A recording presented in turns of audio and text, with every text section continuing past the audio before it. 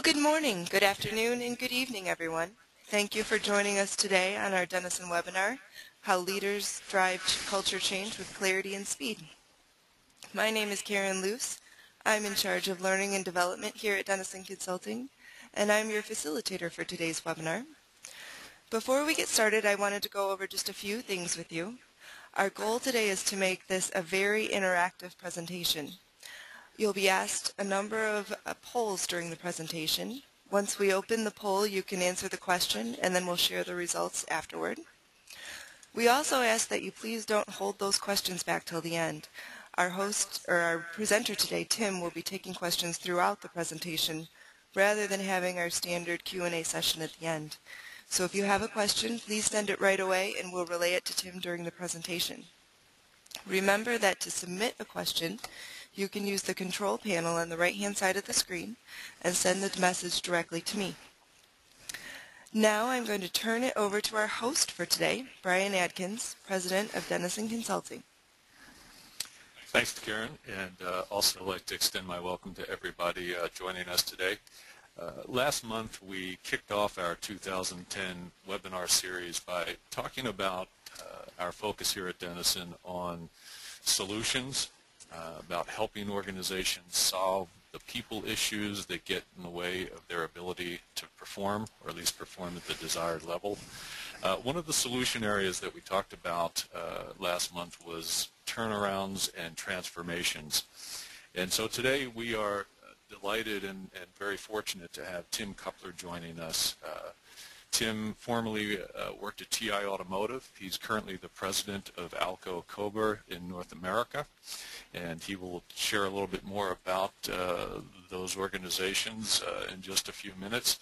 He's used the Denison model and tools to help him in his leadership capacity in both of these organizations, and I know you're going to get a lot of great value and interesting insights out of this presentation. So I want to make sure we have as much time to go through this as we can, and with that I'm going to turn it over to Tim. Welcome. All right, thank you very much, Brian. I'm really excited to have this opportunity, and I'll jump right into the webinar. I want to start with one important question. What's in it for you? My goal with this webinar is, of course, not to put you to sleep, but to cover a lot of information really quickly. And the focus of this is all about culture change with clarity, and through clarity, achieving speed, and then what we all want, business performance improvement. And in this environment, this economy, we can't afford any false starts when it comes to change efforts. And through clarity, I really think we can make things happen really quick and achieve the results we all want. Now, my goal with any book I read or training session I attend is that if I gain just one good idea that I can apply on the job from that activity, then I view it as a success. So that's my goal for this webinar, and we'll have a poll at the end to see if you learned just one thing. Now, there's countless sources and information out there when it comes to change efforts, whether it's culture change in general or the numerous books that are coming out every day about leadership and management. I've read some of these recently. You may have read some of these. There's also magazines, blogs. There's just an insane amount of information out there, and what we have to do as leaders is find a way to sort through all these great ideas and organize those into a clear improvement structure. Even with this webinar, I recently read this book about how to be insanely great in front of any audience, and utilized a lot of concepts from this book for this presentation. So, it's great that all these ideas are out there, but it sometimes can be stressful about what we take from them and how we incorporate them in our improvement efforts. Now, real quick here, in 60 seconds, I'm going to cover the major things we'll go through in this webinar, and how I kind of sort through all these countless different improvement approaches that are out there, and how I've organized those into improvement efforts at both TI Automotive, multiple various improvements at TI Automotive, and Alco. And we'll focus on the turnaround efforts at Alco. I just came to Alco about 9 months ago in June of 2009. And the situation at Alco wasn't much different than probably many companies last year. You know, managing turnaround efforts, the business performance wasn't exactly where, of course, everyone wanted it to be. And one of the tools we used as part of the improvement effort was the Denison Cultural Survey. So I'm going to share a little background of what things were like when I came to Alco, and a little bit about the business status, the results of our cultural survey, and then I'm going to have a poll and get some feedback from you, where if you were me, what would you do first, or what would you have done first? And then I'll share phase one of our improvement efforts, which were basically our first 6 months of activities. And through that, you'll see clearly what step 1 and 2 are of this improvement approach I'm suggesting. Then we'll have another poll about where you would go next. And this is actually the phase we're in now at Alco. This is definitely a work in progress. And I'll share step 3 of this overall improvement approach. And then we'll end it up with some information about step 4, where I'll really give more examples from TI Automotive, because we really haven't entered this phase at Alco just yet, but we will in our first year of work together. Now, 2 things I will share with you over the course of this webinar, a couple key learning points I had about the importance of focusing on clarity. You know, I spent about 7 or 8 years using the Denison tools and working on cultural change before I ever had these learning points that totally changed my perspective about the importance of clarity. Now, looking back to last year, I actually gave a presentation on some of the work I did at TI at a best practices forum that Denison coordinates.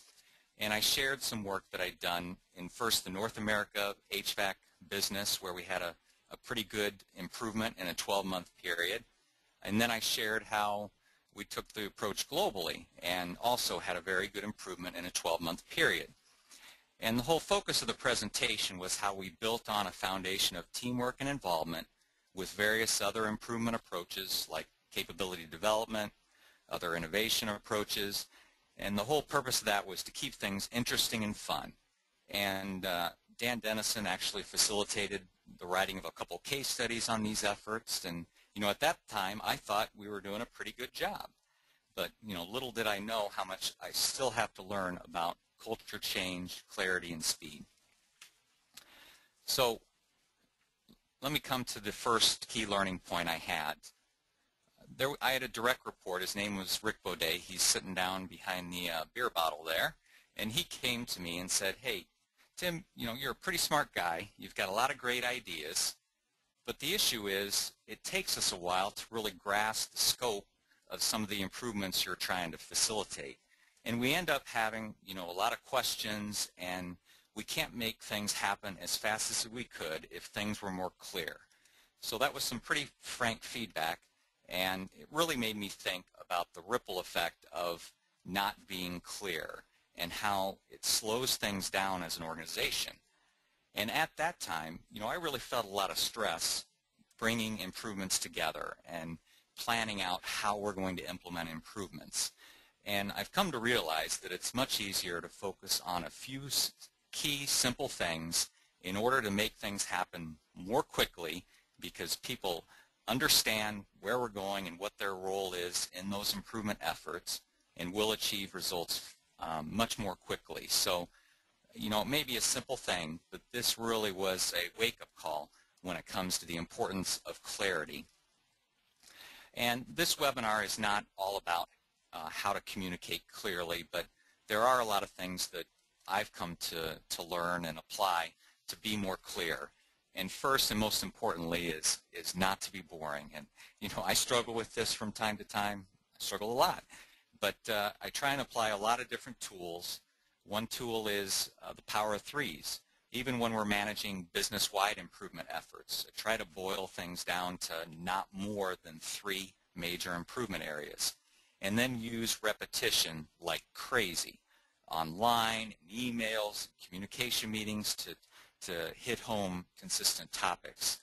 Use a tremendous amount of visuals, hate bullet points. try to check for understanding. We'll talk about that later in this webinar. Breaking improvement into phases. This is something I didn't appreciate as much at TI, about the importance to keep things clear and break things into manageable pieces, to keep things fast moving, to utilize lots of stories and analogies, to use some common themes and approaches that cut across departments and improvement efforts.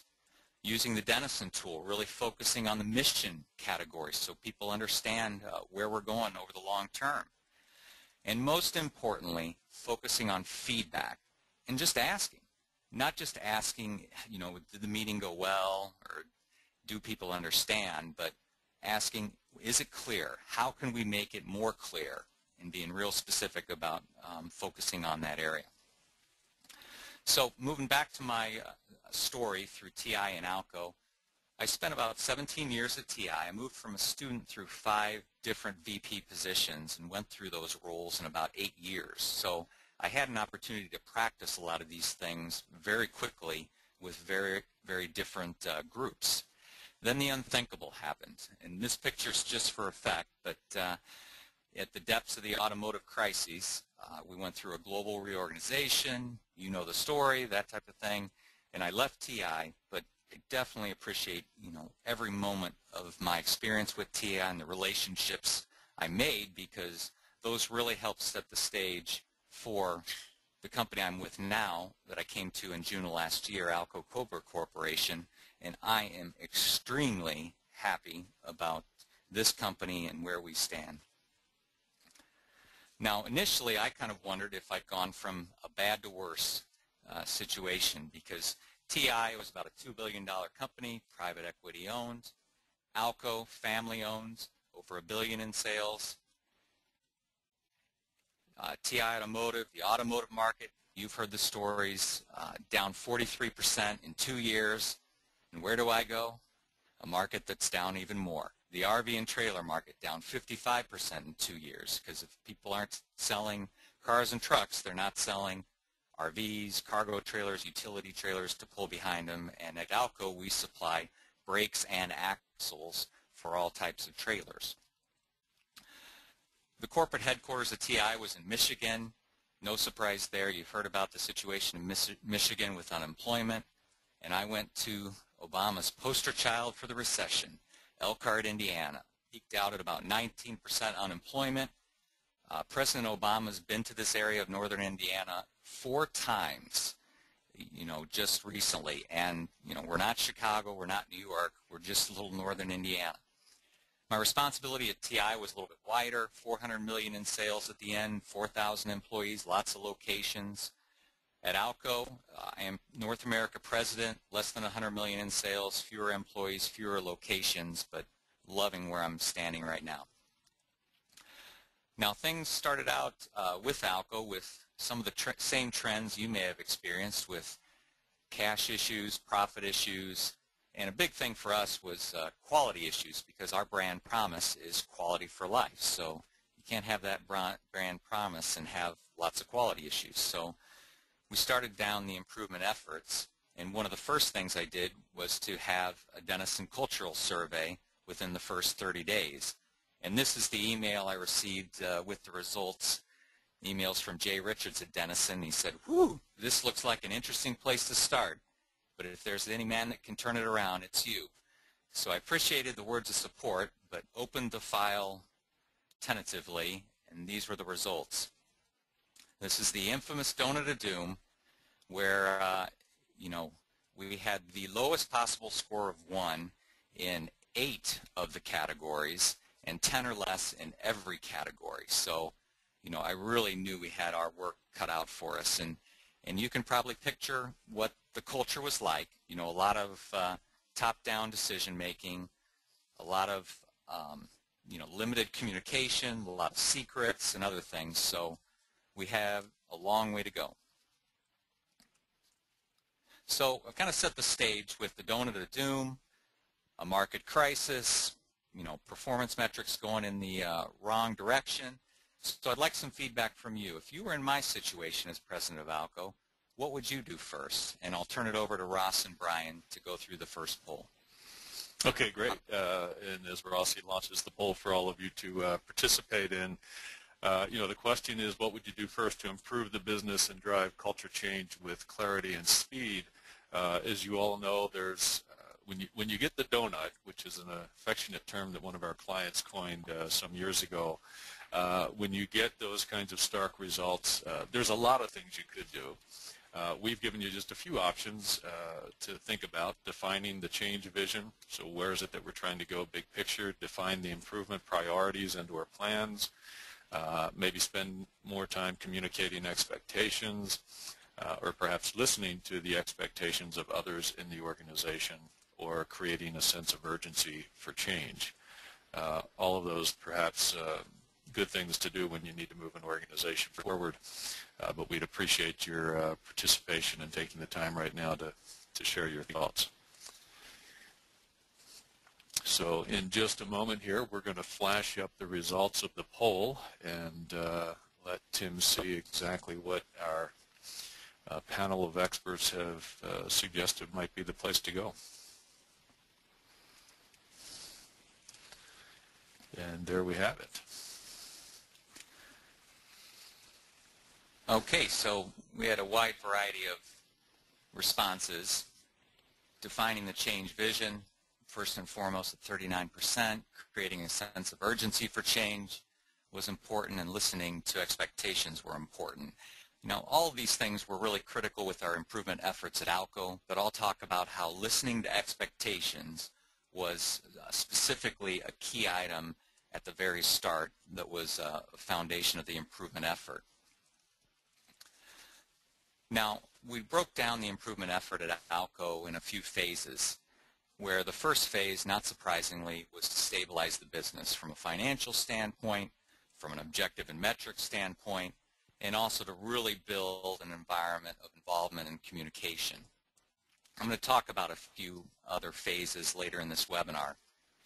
After 17 years at TI, where I quite honestly thought I was going to retire there, little did I know all roads would lead to Elkhart, Indiana. And first and foremost, the biggest thing I really tried to focus on was, building an environment of trust.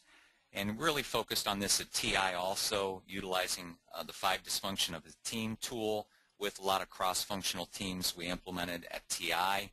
So I did a lot of research back then on the importance of trust, and really tried to build on that experience with my transition to ALCO. So first and foremost, in creating a culture change with clarity and speed is building that foundation of trust.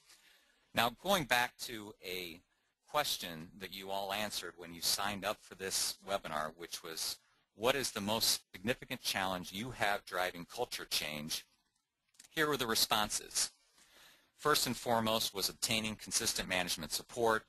A lot of people responded about engaging employees to make the change or maintaining change through challenges.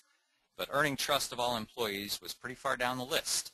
And I kind of look at trust as a foundation for a lot of these things. And there's at least an element of trust that has to be there to get through each of these challenges.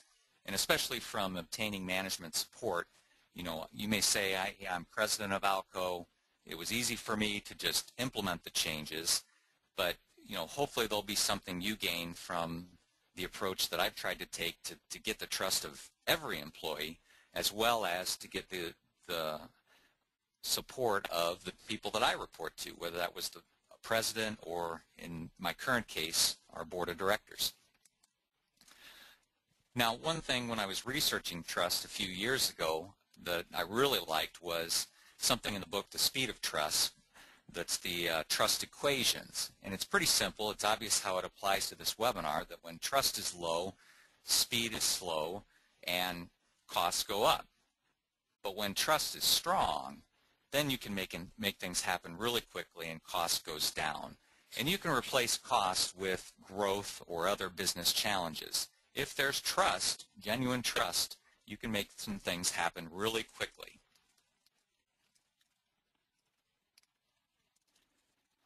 Okay, now I'm going to talk about the framework of trust that we tried to build initially in the first 30 days at ALCO. And I tried to do a lot of listening. And as I mentioned in the poll, the key thing that I really wanted to listen to first were expectations. First from the board of directors, and I documented those expectations. And then the very first thing I did when I sat down with the leadership team was to document the expectations they had of me. And then I shared those with all of our salaried employees. And something I've done in my last 4 roles was to sit down with long service employees, those that had 10 or 15 years of experience or more, because they could really give some insight into the culture and some things that, positive and negative, that have endured through the years. We also had an intense focus on communication with all employees, seeing every employee right in those first 30 days, and then had a follow-up activity with most of them 30 days later. One very critical thing, and I've used this technique again for about 7 or 8 years, is having involvement meetings where we bring in a large cross-section of salaried workforce. At TI, sometimes this would involve over 100 people, and have these meetings to really define shared priorities and objectives, and to get those documented in a visual format so they can be shared with all employees. Now, since this was a crisis situation, or a big sense of urgency existed, there was a lot more top-down definition of these priorities. And we'll talk later about how we transition more into a bottom-up effort. On the management support front, it was also critical to build trust with our owners in Germany. And I've always focused on 2 things to try and build trust with the people I report to, and that is I try to share more information about various areas than they could ever hope to ask for. I feel bad if they ask for an update in an area and I've never shared any info with them on that area. The second thing is I try to get in such good tune with my boss that I know the frequency where they want updates. And I've had bosses that say, hey, I'm glad you received that update. I'm glad you gave me that update. I was just thinking about giving you a call. And I've had that type of reaction many times, because you've got to be in tune with your boss on the frequency of giving them updates. So hopefully you can see it was a pretty extensive trust framework we tried to use to get things started. Now, next thing I want to talk about is trust monkeys, because of course my behavior and the behavior of our leadership team was critical through this process, and I'm going to talk about these monkeys. The first monkey that you don't want to be is the leader that appears like they're listening, but the organization sees nothing happening. And what I try to do to combat that is to really do a good job documenting the feedback from employees and making that connection to the business changes we're implementing. Second monkey is the I'll take care of it monkey, who hears what's going on in the organization and then shoots the messenger or tries to make something happen through their own force. And of course this just deteriorates trust over time and leads to people not sharing what's on their mind. The next kind of monkey, the angry monkey. There can't be a single case where the leader takes the discussion negative. And what I've been telling teams at ALCO is, you can always make a choice to allow a discussion to go negative, or you can find a way to turn it around into at least a more positive or neutral situation. It's not good enough to just not blow up or get angry. You can't even have a bad mood as a leader, because that contaminates the organization. You have to be positive and on at all times. You can't be shocked even. You can't hear what's going on in the organization and be all surprised, upset, everything. You got to have a pretty even keel and use the approach of, tell me more. Let me hear more about this. You can't be bored. You got to show an interest and be on at all times, as I mentioned before. And a really critical one, of course, as a leader, is not looking the other way. When you're seeing behaviors that are not in line with what you're trying to build, you have to take action. And of course, most of this is done one-on-one, separate from the group, but I think what's really critical is to have some of those dialogues as part of the group when you're having the big conflicts, so that you can see how things can be worked through and a positive result can be achieved. And I've had, literally 50 people come to me and say, I can't believe you maintain control in this crazy situation, or I would have lost control. And I've tried to focus on three main things: patience, a persistent focus on the common goal, and positive actions going forward, because the domino effect of allowing a conversation to go negative or having one of these negative monkeys is pretty bad. And the alternative, by keeping control, is you can make change happen so much more quickly. So the first, most critical step, in my view, of culture change with clarity and speed is starting to build trust through shared expectations and priorities. Tim, I'm going to jump in here. We have a couple of questions that have come in from our audience. One of them is, in these first 30 days and these first moments while you're working with your team, we all know that building trust when things are going well is pretty easy, but building trust when things are a little bit rougher and in an organization and a time when things are tumultuous can be rough. So what kind of resistance did you face, and how did you manage it with your teams? That's a really good question. Of course, typically there's a lot of resistance, at least in some parts, but usually people are very interested in wanting to make things better and focusing on that common ultimate goal that we're working towards. And what I've always tried to do is really, again, get things focused on positive actions going forward. I've got all the time in the world to hear about this problem or that problem, but let's get things focused on the positive actions going forward. And then the other thing is, there's a lot of skepticism typically with many change initiatives. And, I talk about that, and I commit on the spot about changes that we're going to make and improvements we're going to work through together. And time will tell whether that skepticism will turn into the positive environment we need. Okay, the next step I'm going to talk about is more of a business improvement structure that I've always tried to organize. And going back to the Denison survey, one thing that I did when I received these results was I asked the people at Denison, what do you do in a turnaround situation like this? And it was recommended that I read an article by Carolyn Fisher entitled The Donut of Doom, and what she said in a turnaround situation was to focus on mission and involvement. So basically, what are we going to do, and how are we going to do it together? So I used this slide, at ALCO, and basically said that's what we're going to focus on, and through that, all these results are going to improve. In those initial communication meetings, we put the questions on the table that were part of the Denison survey. We brainstormed on the spot about what types of actions were necessary to turn this around. And on the spot, I committed to some of those actions. And this is a very simple example because we didn't have a lot of the objectives and metrics well organized at that time, so it was easy to commit to those items on the spot. At TI, there were a lot more difficult challenges in various places, whether it be market challenges, innovation challenges, or other things, but the same approach was applied.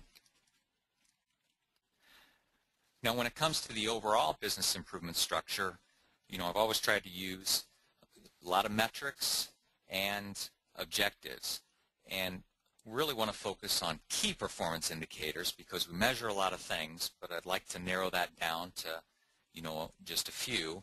And even though objectives may be a somewhat bureaucratic way to measure things, and there may be other ways to do it, it was what I felt was useful at the time in ALCO.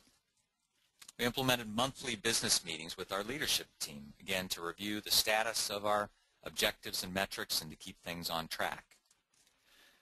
The next thing is a tool that I've used in these business meetings for 8 years, and I haven't changed the tool because I've received so much good feedback about the structure. It's a quad chart, and in the top left, whether it's a department or cross-functional team or location, they share their top issues, which are the things that are consuming their time. In the top right, they share a color rating of their objectives and a up or down arrow if it changed since the last meeting. The bottom right is a focus category, which is typically the #1 priority that area is managing. And the bottom left is the key, which is a leadership team support required quadrant, which is an area where they identify if support's necessary for them to successfully complete their objectives. And that's the quadrant we focus on in these business meetings. There's also a massive amount of communication and feedback. Monthly communication meetings I've been holding, literally for 7 or 8 years. Service anniversary lunches. I distribute these notes from the business meetings to all employees. There's no secrets. All employee emails, other updates. Another key tool I used both at TI and ALCO was a SharePoint intranet system. We implemented this system in about 60 days, from getting the software to completing all the training and having all the department and plant sites up and running initially. So, this is a structure that worked for me. You may have a different improvement structure, but it's critical for the organization to know that that structure exists and what it is. And through that, of course, decisions have to be made about who are the right people to be on the bus, and whether changes are necessary due to capability or style. Typically some changes have to be made. So these were the overall improvements we managed in those first 6 months at ALCO. Again, going back to the power of threes, build a strong team through involvement and teamwork, exceeding our KPI commitments to stabilize the business, and market-leading systems and innovation to create the future. And you can see only a few of these ratings were green, where we met our goals in the time frame we wanted, but all of these areas improved year on year. So the second step in culture change with clarity and speed is implementing that business improvement structure. All right, we're going to try this again. Thanks to everyone for their feedback on my audio last time. Tim, I have another couple questions from the audience. It seems like there was a lot of documentation and a structure with this approach. How did you implement that in such a short time frame and get everyone throughout up and down the organization on board with that? Well, I think the key there was that when it came to the formats and structure that I was talking about, the objective structure, the business meeting approach, the quad charts, it was kind of part of the improvement structure that I came to learn was effective over time. So as I reviewed those with our leadership team, received pretty good feedback about using them at ALCO, and we were able to implement them very quickly. And using the standard formats was key, so that we didn't take a lot of time worrying about that. We just got running with something that I'd used before. Now, I mentioned before, there were some negative trends when I started at ALCO, like many companies, and in a 6-month period, we were able to turn a number of things around, especially from a cash perspective. Very substantial improvement. We reduced inventory by over 40%, made a number of other improvements. We were able to get profit at least starting to trend in the right direction, and I was really pleased from a quality standpoint. Some of the initial improvements we were able to implement it as a true foundation for our manufacturing business. So, I've talked a little bit about some of our improvement efforts to stabilize the business. I first talked about the efforts to build trust, then to organize that improvement structure and involve people and communicate a lot. And we made some initial progress. So, again, it's time for our next poll. If you were me, what would you do next? And I'll turn it over to Ross and Brian again. Great, thanks, Tim. So we'll get that up there for everybody to offer their insights. And so the idea is, again, as you move into the next phase of improvement, where would you apply most of your energy, or a great deal of your energy? Would it be repeating steps 1 and 2 with a bit more aggressive goals? Maybe increase the focus on vision and strategy? Implement more cross-functional team approach to get people across the organization deeply involved? Focus the business on the customer, And so making sure that we're not taking our eyes off of the external market as we're making all of the internal changes or expanding on involvement activities to help drive growth and cost reduction. So those are your options. We're getting the feedback in as we speak. And I think we're just about ready to share the results once again.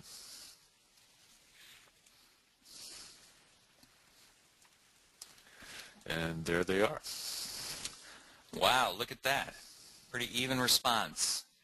Increase focus on vision and strategy, implement cross-functional teams, focus the business, and expand on involvement to drive growth and cost reduction. Pretty even split.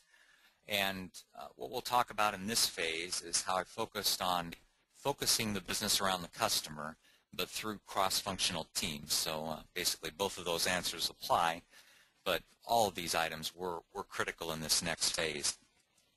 I'm going to take a break from the story, though, and talk about my next key learning point when it comes to culture change with clarity and speed.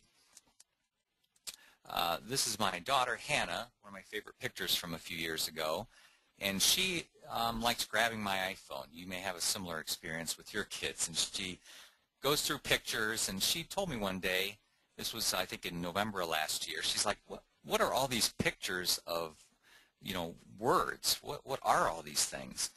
And I started to think about this, and I looked at all these pictures of words, and these were basically all the brainstorming activities that we'd facilitated to define some of the improvement priorities for this second phase of improvement that I'm going to talk about in a minute.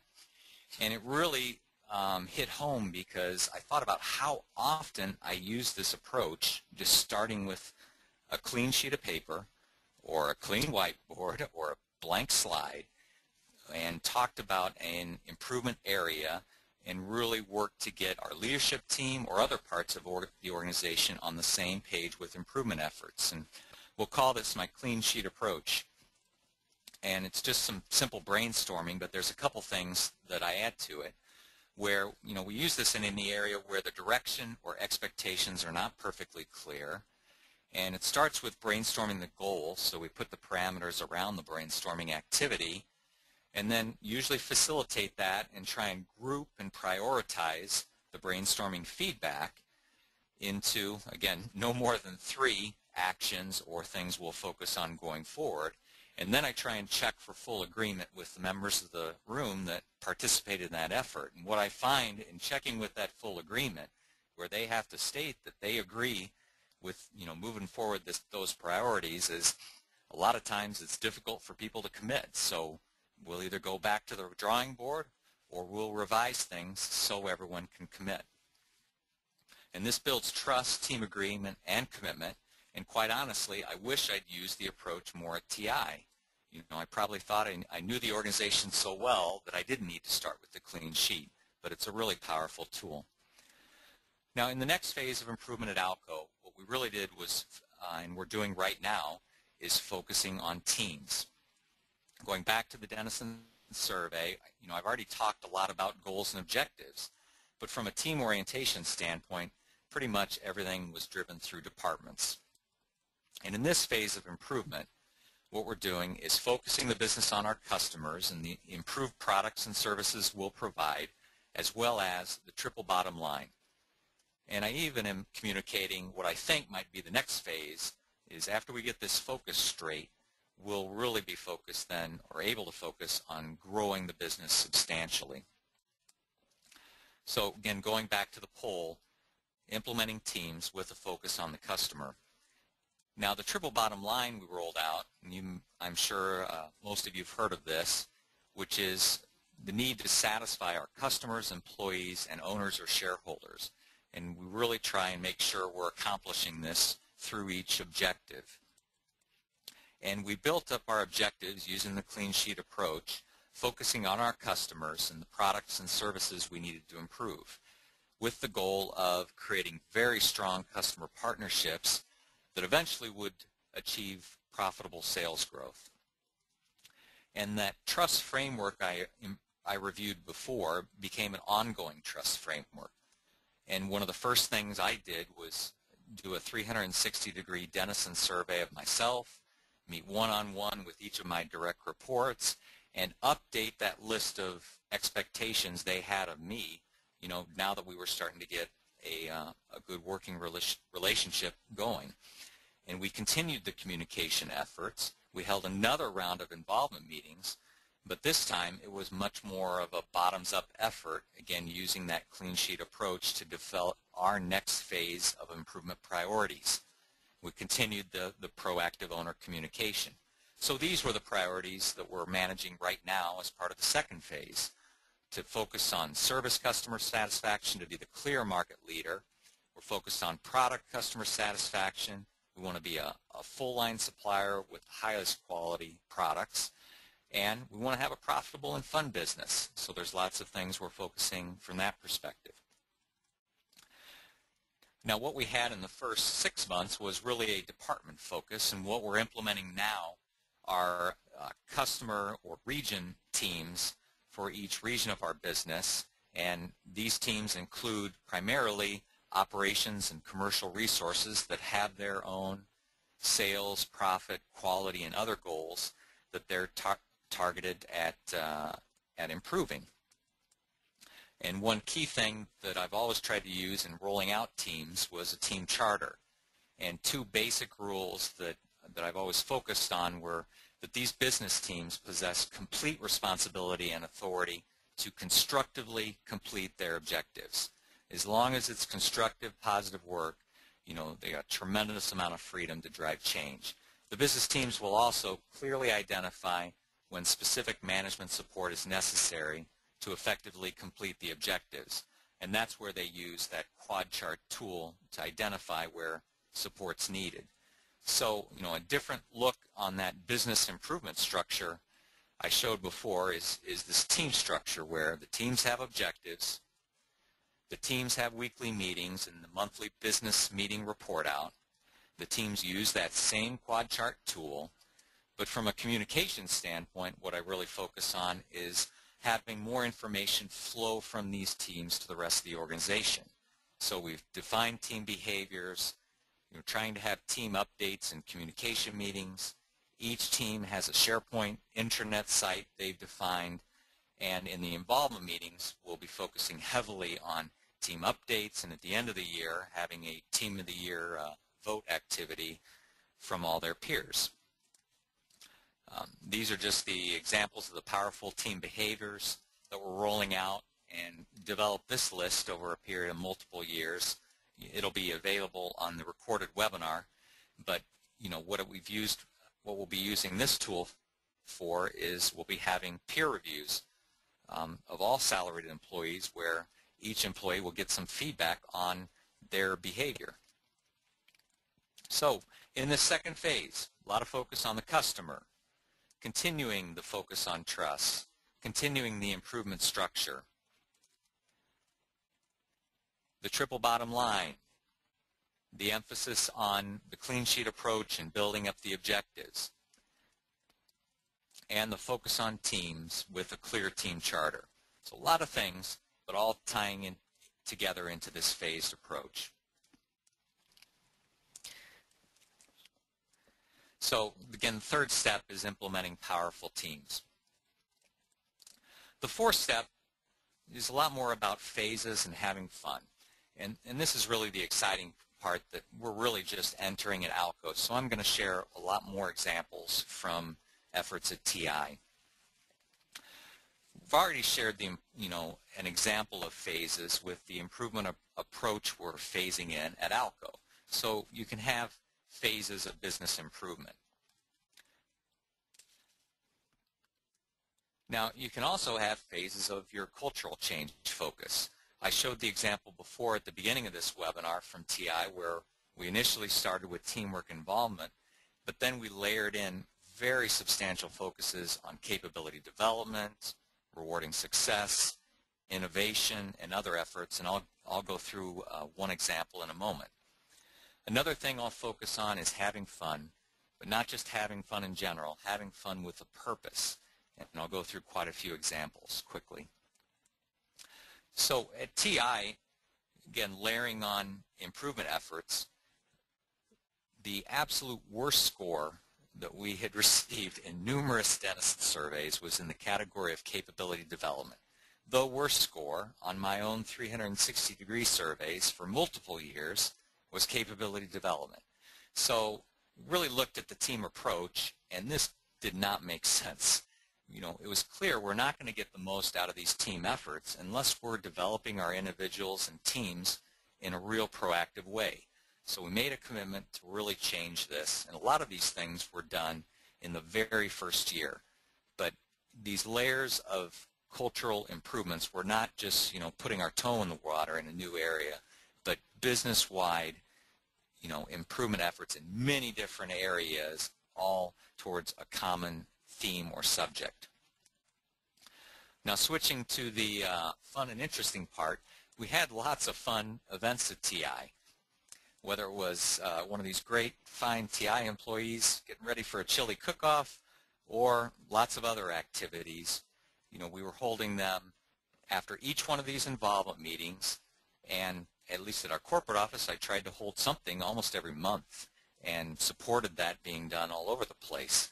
And I received, a fair amount of criticism from other business groups or outside departments about these efforts, and I'd always say that I felt the money we invested in these efforts was nothing compared to the trust and camaraderie that we built. Now, I want to spend a little more time not just talking about fun, but what I call fun with a purpose, because I really think this is what can build a great culture over time. One of the first things I want to talk about with fun with a purpose that I've really tried to emphasize is service anniversaries. And I'm even doing this at ALCO, even though I'm the new guy. Every single month, recognizing people for their service anniversaries, as well as major service anniversary milestones. And I like to use pictures from the past or have these people share stories from the past.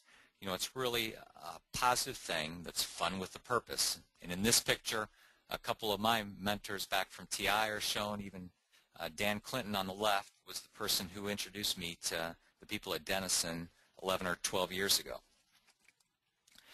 I also tried to implement, improvement themes. We rolled out a program at TI called the Race to Win, where we had competitions, positive competitions behind our cross-functional teams and each plant on various improvement areas.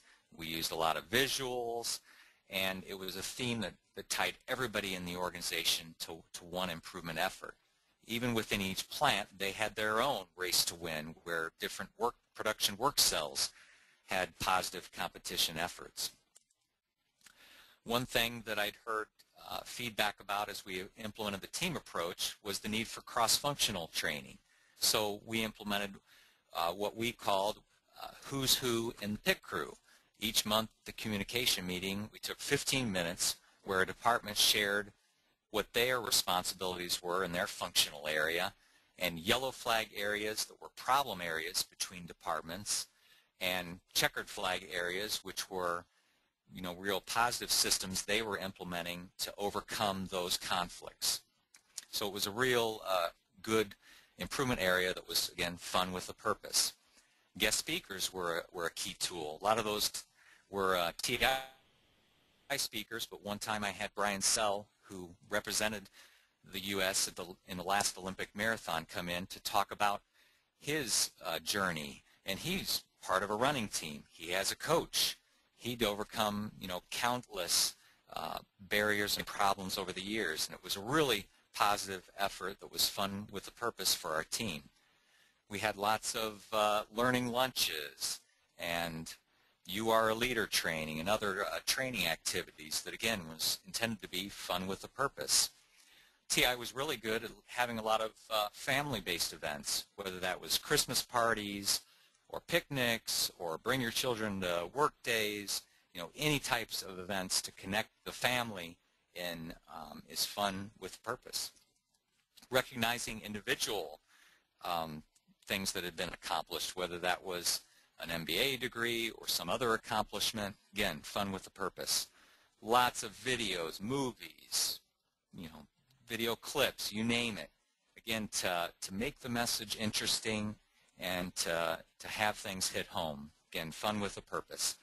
Lots of community activities, volunteer efforts, blood drives, you name it, and I want to dive into that one in a little more detail.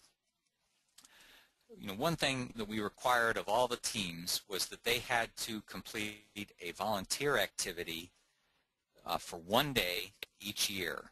And the only rule was they had to do it as a team. They had to share pictures from the activity and share, how many of their team members attended at our year-end Team of the Year voting activity. And this was a really positive activity every year. Again, fun with a purpose, and was critical to, I think, to building the type of environment we wanted. We had press releases 1 year, articles made the paper on a number of occasions about these efforts, and it really helped build the culture that I wanted to be part of.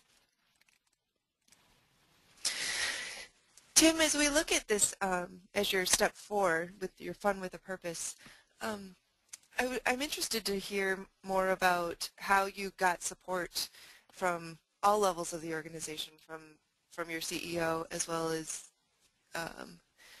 getting the rest of the organization involved.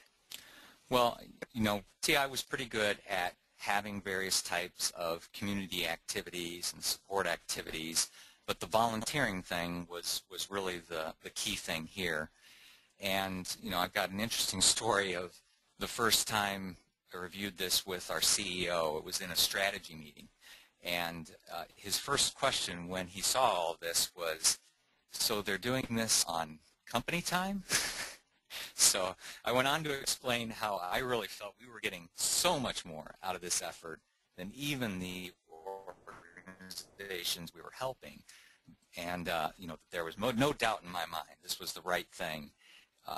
He didn't say anything else, changed the subject, and we kept on having these activities. And, I definitely don't regret it for a second.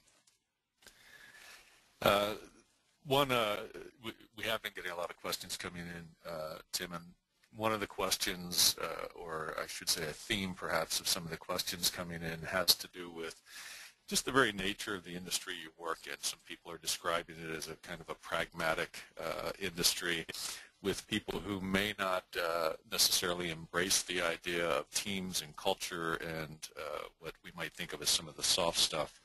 So people are asking some questions about, how do you get people in that industry to think more about culture, and what do you do with the sort of the naysayers, the people who maybe are most resistant to some of the ideas you tried to introduce?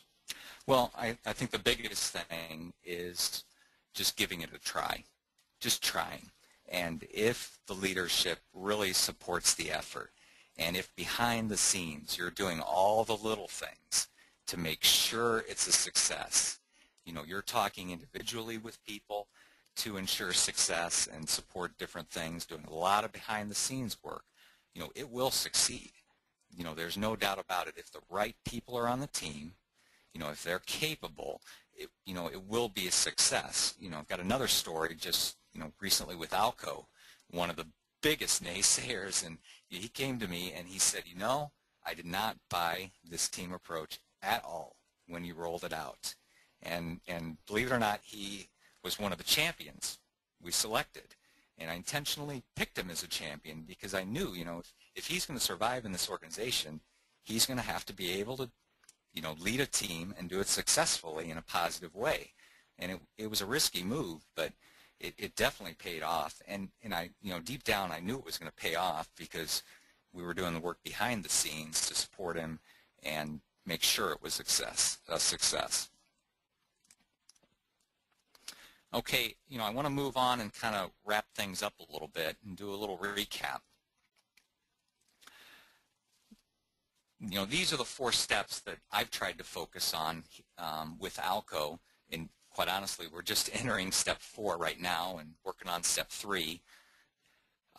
Building trust through shared expectations and priorities. And we talked about a lot of things, but especially listening to expectations very early, building up priorities in a visual way and a very focused way, utilizing the power of 3s relentlessly with repetition, and remembering the monkeys and if you're going to be a monkey as a leader, making sure you're a happy, effective monkey. Second thing, implementing a business improvement structure of some sort. This is just what worked for me and what I've used in a number of occasions, but the importance of utilizing a Denison tool or some tool like that.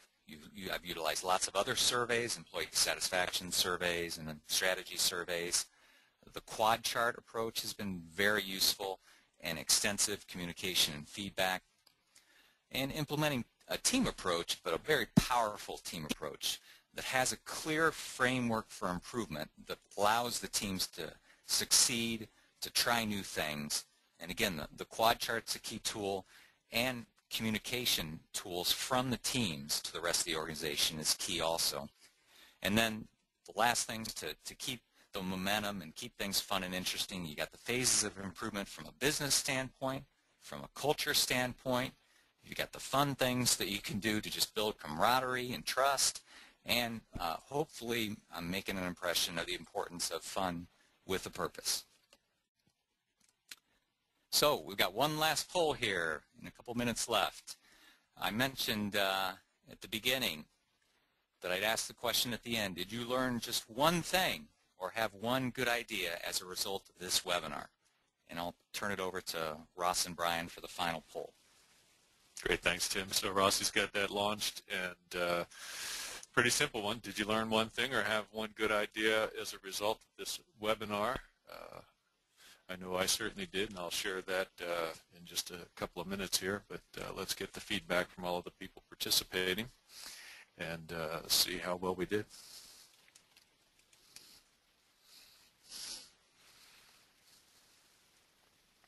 Hey, that's good results. I'll take that any day. 93%. Pretty good, pretty good. Well, it's my first webinar, so I'm very interested in some feedback. Please connect to me on LinkedIn if you ever use that tool. There were a lot of questions that came through over the course of this webinar that we weren't able to speak to, but I'd be very happy to respond to any questions you might have. Again, these are just techniques that have worked for me, but I'm still learning, and I'm sure all of you have a lot of good ideas I can learn from. All I ask is if you do have a question, please give me some specific feedback about how to improve this webinar or our approach we're implementing at ALCO. And if you want, I can send you a summary that includes everything basically that we've covered in this webinar, plus probably 150 other ideas to build a culture with clarity and speed. So with that, I'll turn it back over to Brian. Thanks, Tim. Just a few comments as we wrap up here. First, I very much appreciated this focus on improving culture with clarity and speed, and particularly doing it with people and through people as opposed to making changes in an organization to people. Too often we hear about change resistance in organizations, and I think many of us have learned through the years that the more you can involve people, engage people in the change processes, and make it feel like the changes are happening with them as opposed to them is really important, which kind of leads to the one good idea or takeaway that I'm coming away from this session with, and that's the value of and the importance of the involvement meetings that you described. A lot of great ideas in this presentation, and I always say that the Denison model and tools are really intended to do two things. One is to drive honest conversations in an organization that, secondly, lead to thoughtful actions in organizations. And I think having involvement meetings where you bring people together, talk about your culture, talk about what's supporting or getting in the way of your ability to work together is just always a valuable exercise to go through. So thank you again, Tim. Really appreciate your taking time out to join us today. I also want to thank all of our attendees for joining in today. And at this point, I'd like to turn it back to Karen for just a couple of closing comments and talk a little bit about our coming attractions. Thanks, Brian. Thanks, Tim. And thanks, everyone out there. I just want to wrap up with a couple things. For any of you that don't know, we have a new online e-workshop For Building Successful Organizations. We're taking registrations for our April and May session. If you're interested in information, please give me a call. Also, our next webinar is going to be April 29th. It's going to feature Jean Hauser and Eileen Antonucci. Both are experts in the field of leadership development and coaching. They're going to be talking about the coming shortage of leadership bench strength, how it's affecting growth of our organizations, and what we can do to reverse the problem. Keep an eye out for more information on that coming soon, and we hope to have you all back for that presentation. Once again, we really appreciate you taking the time today to be with us, and we look forward to having you on a future webinar. Thank you very much.